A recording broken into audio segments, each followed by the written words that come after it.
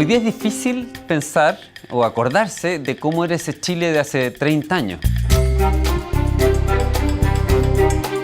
Yo recuerdo cuando era joven y estaba en la universidad, había como esta idea general de que Chile estaba como condenado a ser más pobre que otros países del mundo. Chile de ese momento era tremendamente descorazonante, porque Chile había hecho un gran esfuerzo de ordenamiento macroeconómico y de echar a andar una nueva estrategia de desarrollo ya en los 70 y había caído a comienzos de los 80 en una tremenda crisis. De manera de que se veía el futuro muy negro y la percepción que tenían, por ejemplo, organismos como el Fondo Monetario Internacional y el Banco Mundial era que el caso nuestro era el peor de América Latina. Habían grandes dudas sobre la capacidad de Chile de retomar ritmo y la historia cambió totalmente si uno mira qué pasó después.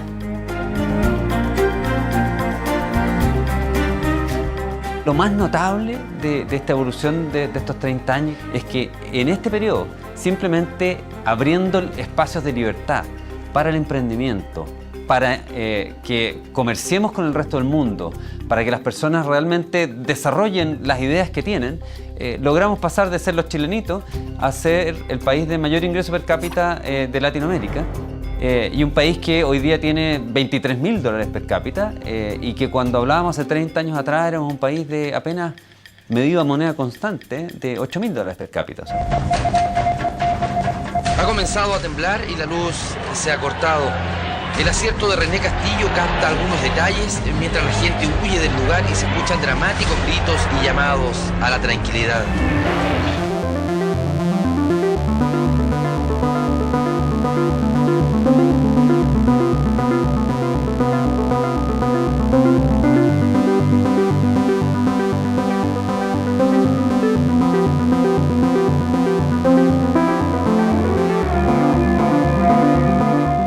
El periodo que corrió entre los años 85 y el año 90 fue un periodo bastante complicado. Chile tuvo, igual que Latinoamérica, una tremenda recesión a principios de los 80, probablemente la más profunda que a mí me ha tocado vivir. El producto cayó 16%, el desempleo fue más de 30%, probablemente se acercó al 40% en esa época, lo que son cifras realmente dramáticas. Hernán Vige estuvo a cargo del rescate de la economía chilena después de esa crisis, que fue una crisis muy fuerte, y fue un rescate que se hizo al mismo tiempo que fortalecer, expandir, intensificar el modelo de desarrollo que comentábamos, que está basado, digamos, en la libertad económica. Y eso, su gran aporte fue haber hecho simultáneamente esas dos tareas, fortalecer y profundizar el modelo y, por otra parte, sacar a Chile de esa gran crisis. Chile perseveró con la idea de una economía abierta, una economía libre, y la verdad es que le sacamos mucha ventaja en ese periodo al resto de Latinoamérica. Yo creo que fue un refuerzo anímico súper importante para los chilenos el ver que, en el fondo, perseverando con nuestra idea de que nos íbamos a desarrollar, integrándonos al mundo y abriendo espacios de libertad para el emprendimiento, podíamos realmente hacer una diferencia respecto a lo que había sido nuestra historia.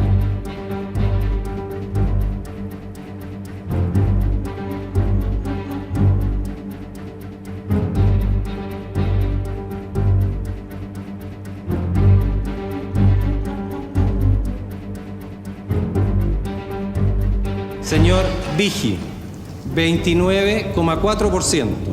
Señor Errázuriz, 15,4%. Señor Elwin, 55,2%.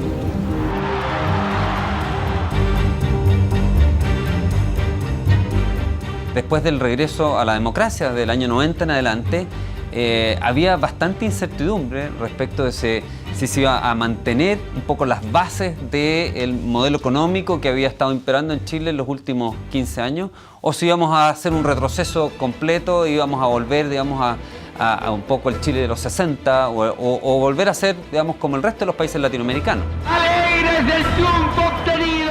Creo que su gran mérito fue consolidar un modelo económico y social basado en la libertad económica y que estaba recién empezando a rendir sus primeros frutos consolidarlo en democracia. Me recuerdo perfectamente que fue, digamos, de las sorpresas positivas, como en ese periodo se bajaron significativamente los aranceles.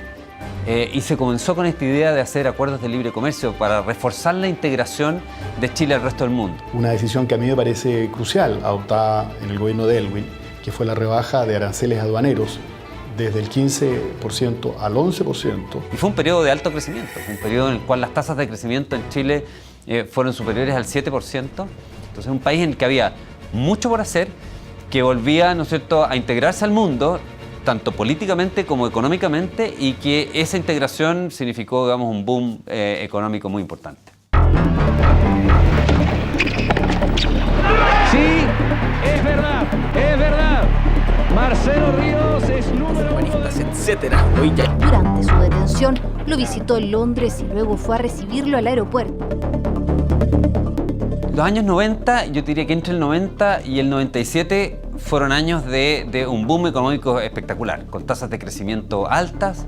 Y Eduardo Ninat, un poco ya basado en el éxito que habían tenido estos primeros 4 años de transición, de alguna manera siguió con el mismo esfuerzo. Este gobierno se planteó con una visión bien pragmática y empírica, que era darle un segundo reimpulso al país en el frente económico, de infraestructura y social. Entonces decidimos impulsar fuertemente los acuerdos de libre comercio. Firmamos uno muy exitoso con Canadá, que fue de frontera, otro muy pragmático con México, incluso con nuestros vecinos de Mercosur. Y dejamos listas las bases para el famoso NAFTA con Estados Unidos. Pero no nos quedamos solo en el tema del comercio exterior o en el tema de modernizar la economía, sino que aprovechamos la famosa ley Hurtado que venía del gobierno de Aylwin para las concesiones. Reimpulsamos concesiones de carreteras, puertos y aeropuertos y cambiamos la cara de Santiago. El crecimiento no fue tan espectacular con el periodo de Aylwin, fue mejor al promedio de Pinochet y fue casi igual al de Sebastián Piñera. A partir de octubre de 1997 y con el desplome de la bolsa, las preocupaciones vuelven a la situación económica. La crisis asiática nos acecha.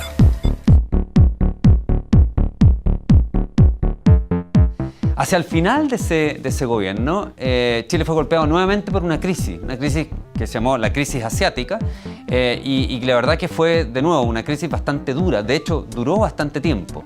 Para ser bien concreto, en el año 99, por largos trimestres, el precio del cobre de la época no superaba los 56 centavos la libra de cobre. La enfrentamos con decisión con el Banco Central. Hubo ahí costos que pagar, pero los enfrentamos y el país se ajustó. Vale la pena seguir tocando, siguiendo con el grupo, con la música, y la gente ha sido la que nos ha apoyado, motivado a continuar con el camino de la música.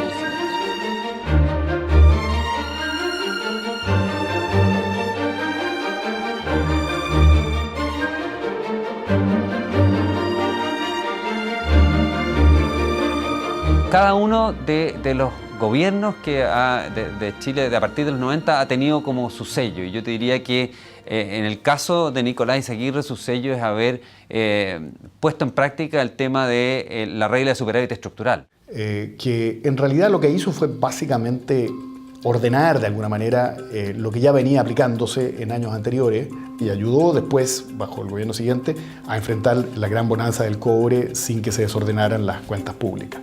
Y el otro gran mérito fue el haber realizado la apertura plena del mercado de capitales chileno al financiamiento externo y a los flujos de capital de ida y de vuelta. Hay que recordar que el proceso de apertura de Chile había sido muy profundo en cuanto al comercio de bienes, pero no así en cuanto al movimiento de capitales, y es recién en ese momento, a comienzos de la década pasada, cuando esa apertura se completa. Ya me parece que es parte muy importante del paisaje económico que tenemos hoy. Todo el avance que se ha hecho en infraestructura, eso es del gobierno del presidente Lagos, toda la innovación chilena en concesiones. Hoy día tenemos carreteras mucho mejores que las que hubiéramos soñado de otra forma.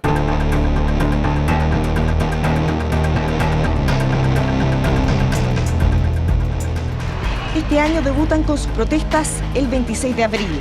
Desde entonces, y en una espiral, comienzan a revelar que son más que simples escolares. Si están conscientes de lo que están pidiendo, no se encapuchen, den la cara.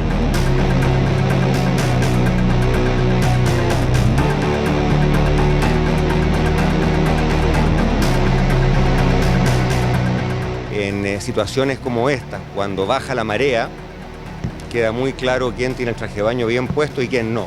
A mí no me cabe ninguna duda que en esta bajada de marea Chile va a estar muy bien preparado y muy bien vestido para enfrentar lo que viene. Bueno, a mí me tocó como gran desafío la crisis del 2008-2009. Cuando me nombraron ministro nadie me dijo que tendríamos una crisis de esta magnitud. Y creo que el logro del país, no solamente de un ministro de un gobierno, fue salir bien librado de esa crisis con una contracción que fue muy breve en contraste con otros países como España, en que la crisis duró años.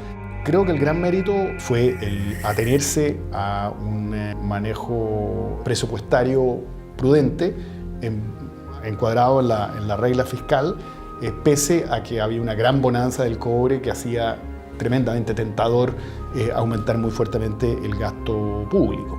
La clave, unas cuentas fiscales ordenadas, una política fiscal contracíclica, la casa en orden en materia fiscal, que al final es condición necesaria para que a un país le vaya bien.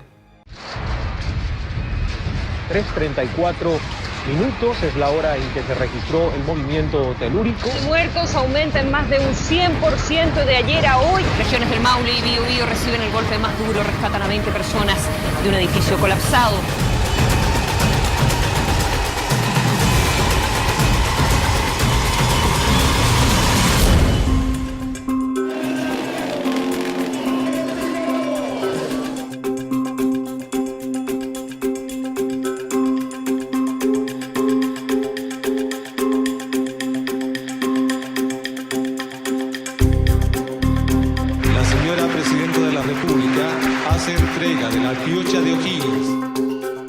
Bueno, a nosotros nos tocó hacernos cargo de una economía que venía de una recesión bastante significativa y de un terremoto que, por supuesto, nadie planeó.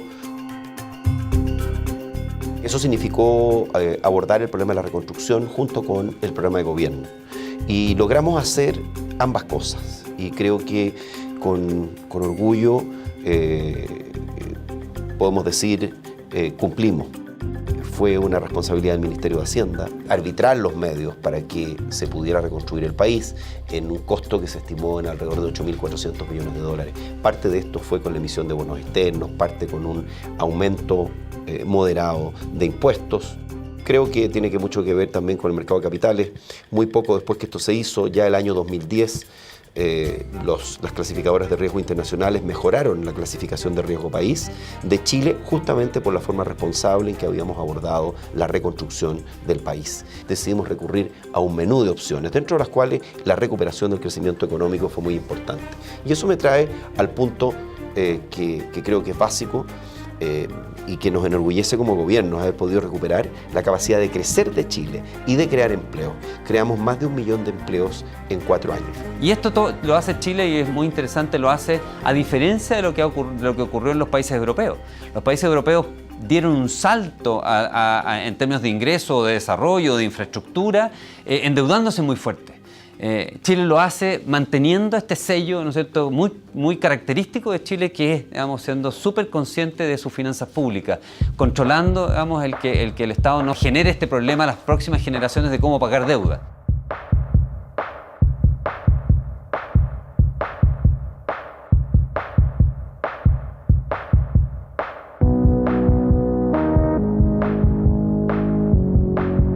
Bueno, Consulta cumpliendo 30 años y por coincidencia nos ha tocado justamente participar en los últimos 30 años de el exitoso desarrollo de la sociedad y de la economía chilena. Pero hemos tenido conciencia, como decía, de que nuestra labor es hacer los negocios que tenemos que hacer, pero nuestra labor también es contribuir a generar debate y a participar en el debate público de tal manera de que las ideas que nosotros creemos que han sido relevantes para hacer del Chile de hoy lo que es y que es un Chile mucho mejor del que de hace 30 años puedan permanecer en el tiempo. Una de las políticas más importantes de los últimos años en términos de crecimiento económico han sido todas las que tienen que ver con el desarrollo del mercado de capitales, donde Consul ahí obviamente ha sido un actor muy importante. El sistema de pensiones, ¿no es cierto?, de AFP en su momento, la apertura de la industria bancaria, el desarrollo de la industria de los fondos mutuos, es decir, todos aquellos elementos que permitieron el desarrollo del mercado de capitales. Bueno, Consult ha aportado no solo en materia de políticas públicas. A partir de los últimos 10 años hemos estado, ¿no es cierto?, viendo el tema de las gasolinas. Hace 30 años atrás habían 80 autos por cada 1000 personas. Hoy día son 280, o sea, más de 3,5 veces la cantidad de autos que había en los años 80. La gente está preocupada de cuánto le cuesta andar en auto y por eso es que ha sido tan, ha crecido tan fuerte esta preocupación por el precio de las bencinas. El avance que ha hecho Chile en los últimos 30 años es notable. O sea, nadie hubiera pensado que Chile hoy día tiene una esperanza de vida al nacer más alta que Estados Unidos. Nadie hubiera pensado que hoy día la mortalidad infantil en nuestro país es muy cercana al promedio de la OECD y supera a algunos países de la OECD. Nadie hubiera pensado que Chile hoy día tiene indicadores de pobreza en cualquier medición sustancialmente más bajos de lo que tienen países como Argentina, países como Uruguay. Chile tiene los menores indicadores de pobreza de toda América Latina, lo cual no fue el caso desde la independencia hasta hace 15 años atrás. Muchos países han tenido sus 30 años de gloria. Muy pocos han podido tener 60, 100 o 200 años de gloria. Solo esos países que han logrado mantener por periodos largos de tiempo un crecimiento acelerado han logrado de verdad sacar a su gente de la pobreza y ser países desarrollados y de alto ingreso. Es fácil confundirse cuando uno empieza ya a ver que hay más prosperidad y abandonar el esfuerzo de ahorro, de productividad, de trabajo que se requiere para llegar efectivamente a la cumbre. No podemos olvidar nunca que el crecimiento económico no se da, como dice la Biblia, por añadidura. Se da porque se hacen políticas adecuadas, porque se hacen políticas que estimulan a las personas. Yo creo que tenemos desafíos muy grandes. Creo que Chile llegó a una etapa compleja. Es una realidad que no se ha visto en otro país desarrollado y que es propia de Latinoamérica. Son economías que traen elevados niveles de desigualdad. Que yo creo que este país debería tomar una agenda de inclusión social en serio, que incluya desde los temas de infraestructura, a los temas de educación, a los temas de emprendimiento, que haya realmente un foco en eso, pero que sea en un clima en el cual miremos hacia el largo plazo, miremos cómo esto nosotros lo insertamos dentro de una economía que además es esencial que siga progresando y que siga creciendo. Y creo que lo que nos falta es la tarea social, sin duda. No el sueño del pibe, no una cosa sin realidad, pero una tarea social en que la gente de verdad, el ciudadano de a pie, se sienta mucho más incorporado a este modelo que ha sido exitoso, pero que le queda más por recorrer.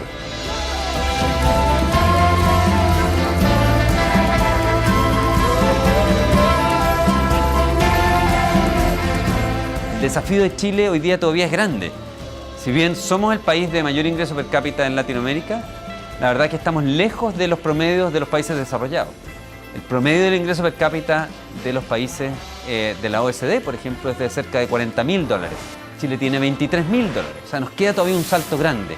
Pero yo soy optimista. Cuando veo lo que era Chile 25 años atrás, no puedo sino ser optimista que en los próximos 25 años vamos a estar, digamos, teniendo un país mucho más cerca del desarrollo de lo que tenemos ahora.